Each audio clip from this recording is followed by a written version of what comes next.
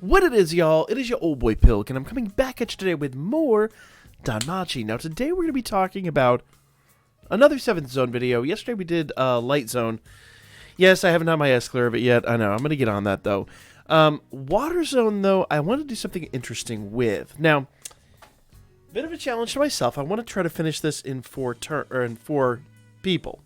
I don't want to use more than 4 units. Now, what I've done here is I've gotten pretty much the closest thing I can to an even matchup. Now, both Finn and the Thunder Argonaut here, both of them have very similar physical stats. Both of them have very similar statistics altogether.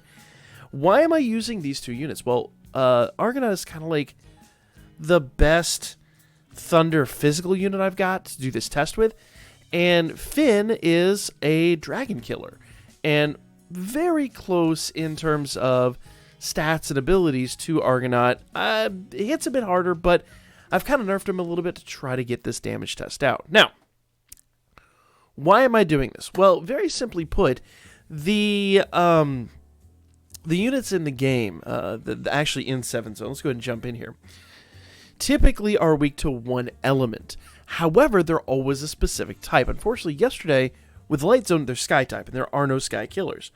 But these are Dragon types, and Finn is a Dragon killer. Now, he is a Wind element unit.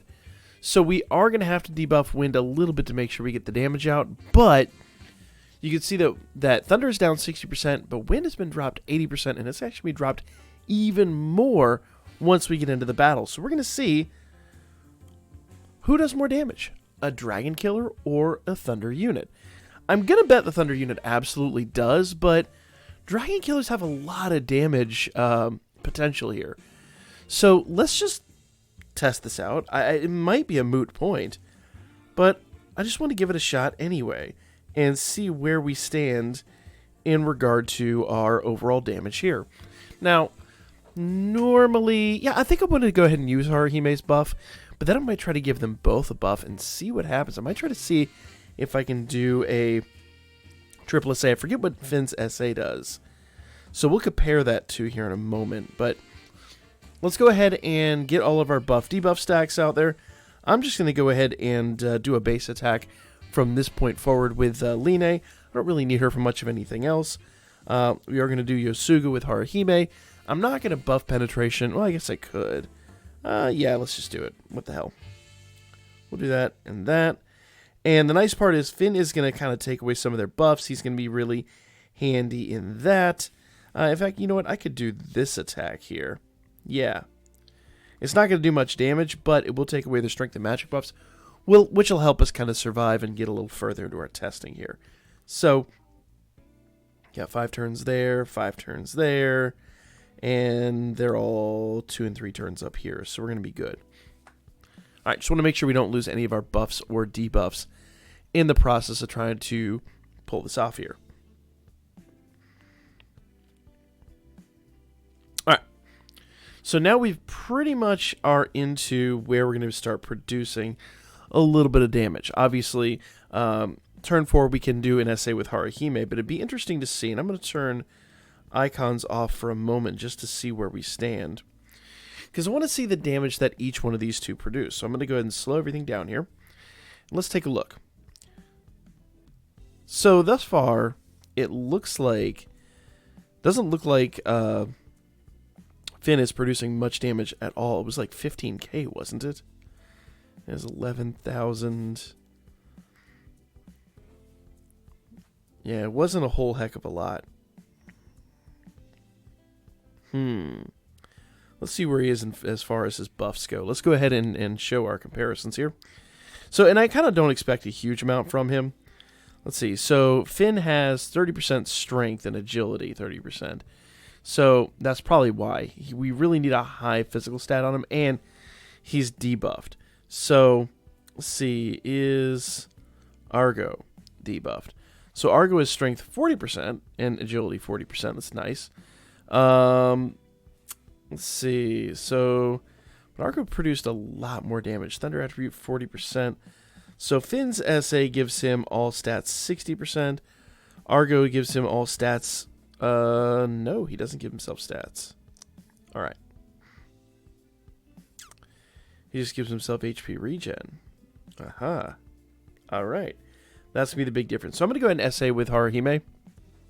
And let's do a little comparison. Now, obviously, it wouldn't be very fair if we did Finn's SA versus Argo's SA, because obviously then Finn's SA is going to wipe the floor with him. I'm going to go ahead and turn this back up to normal speeds. And let's see if we can compare the damage now. All right. Everyone's going to have 100% strength. Argo's still going to have his typical thunder attack damage. Finn will still have his wind attack damage, but it's going to be more a test of physical. 128. Only 33k. So we really need more. I mean, I don't know how much more he'd get out of wind attack, but I bet you the biggest difference right now is just in the elemental damage. You know what? I'm going to keep going, and I'm going to see what happens if we give Finn his SA. Because we already know Argo can handle this. Argo's not going to have a problem taking these units out. But his SA isn't going to give him a huge amount. But let's see what happens if we give Finn his. And actually, it kind of looks like in order to do this all the way, I might need some more MP on the team. Looks like these two are going to be a little low on the MP, and that could be a result of the team that I built and some of the limitations therein. But let's go ahead and take a look anyway. All right, so we're not so much worried about the damage Finn does in his SA, though we'll analyze that. I'm more or less worried about the damage that Finn's going to do after his SA with his big buff. Boom. Get it. Nice, actually. Not bad, not bad. And remember, that's before the buff is applied. The buff is applied after he does his attack. So now we can compare the two attacks and see where we stand. Now, I think it's plain to see we're probably not going to S-clear it with this team. We would need more. And obviously, we could buff each other's damage. I only did debuffs on Wind and Thunder. So if we did a buff of those stats, that probably would change a few things, and obviously we could throw more supports and things on here. But I want to just give this a good test. So I believe the answer is, if you have the proper element, definitely use the proper element. Having the, I guess the type killer, like in this case dragon killers and whatnot, are good, but a good backup. Probably not the primary source of attack. So 112 and about half that. So Finn fully buffed up here, you know, obviously not having like the craziest wind buff ever, but Finn buffed up a bit, still is only producing half the damage Argo is. And just for a little bit more science, let's go ahead and let's see if we can do a double SA with these two. Let's go ahead and build this up to the point we have a double SA, and let's compare those damages. So I'm going to go ahead and do Sheikah this turn. We're going to continue doing their biggest attacks. I think it's actually worth comparing the two attacks. Let me actually, next turn, do a comparison here. Yeah, we're going to run out of MP on Finn very quickly, unfortunately. Alright. So, Finn is a super wind attack. And this is a super thunder attack. So, okay, it's pretty close, actually. It's pretty close. So, we're definitely still completely within the realm of, you know, it is a viable type of attack. And to be honest, I was expecting Thunder to be a little stronger, but I wasn't expecting to be literally double the strength. That is slightly shocking, though only to a certain degree, if I'm honest. I think it's predictable, but not predictable that it's a double damage. It's more predictable that it'd be like 80% or so. And once again, I wonder how much if we buff Wind Element a little more on Finn, if we were able to get Thunder and Wind on about the same level with the right assist buffs and all that. In other words, if I used all 6 units and used the swap anklets, I bet we'd be doing even better. We probably could have ended this by turn 15 at that point, but Let's see what happens when we do an SA here. Now, I'm going to slow this. Nah, I guess it doesn't matter if we slow it down. Let's see. Now, Finn will have his buffs applied. So let's compare the damage on SA. And I'm still kind of expecting it to be 50 to 60% of what Argo is going to do. All right. 361, not bad. It actually might be on par with what Argo is going to do.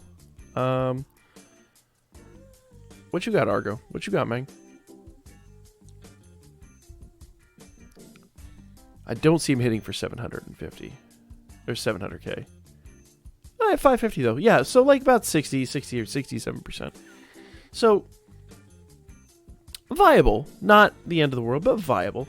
And once again, if you were actually going to buff this team out, do, more buffs on the front side, and I could debuff their resistances a little more and things like that. Ooh, that was a good hit, though. Actually, funny enough, I bet you we could go back, utilize this team, and get an S clear if we really, really worked on this team a little bit more. Let's see. Can I get another SA? So I don't have a lot of SA gauge charge. That is one of the downsides to the team that I built. Obviously, I would like to have a little bit more in the terms of element buffing and things like that. It would be nice to have SAs a little bit faster. But it's not altogether the end of the world. I'll do this, that, Yosuga, and that. And let's just do one more essay with Bell and kind of see, or sorry, Bell, Argonaut, and see where we think I keep calling him Bell. It's Argonaut, and see where we stand. I don't think this is gonna S clear it. No, and we didn't even get the SA on that one. That's okay. All right, so it's gonna clear it. I mean, we're gonna definitely they're gonna be gone, but it's not gonna be the S clear. I'm gonna just save it for one more double SA then. Well, no, let's not waste the efforts, because obviously Argo's just gonna flat out hit harder. So here we go. And a lot of this came down to just Argo did kind of outlast him in the MP. There's ways to fix all this, and there's ways to make this team significantly better. But I wanted to put the two side by side and kind of determine, which one is better. And like I said, it's not that the results weren't predictable. I just think the margin in comparison between the two was unexpected. I really didn't think they'd be that far apart. But, it is what it is. All right, are we really doing this? All right, another Bell SA. Or, sorry, Argo. Keep calling him Bell. Argo SA. Jeez. All right, this is probably it. So, easy to see. This team actually could do a pretty easy kill. And if you have a decent team of dragon killers, you probably could do this fairly quickly. The only downside is there's not a lot of dragon killers in the game. I'd have to double check. I actually have this over here. I could compare. So yeah, we didn't get the 15 turn win. Now the nice part about this is that is cumulative. So all I have to do is actually go build a team that gets the 15 turn win, and I could get my S clear. So I don't have to actually S clear it on the first run or get all those together. All I need to do now is fabricate a team that can do a 15 turn win, and we'll be golden. But let me see what our adventurers are.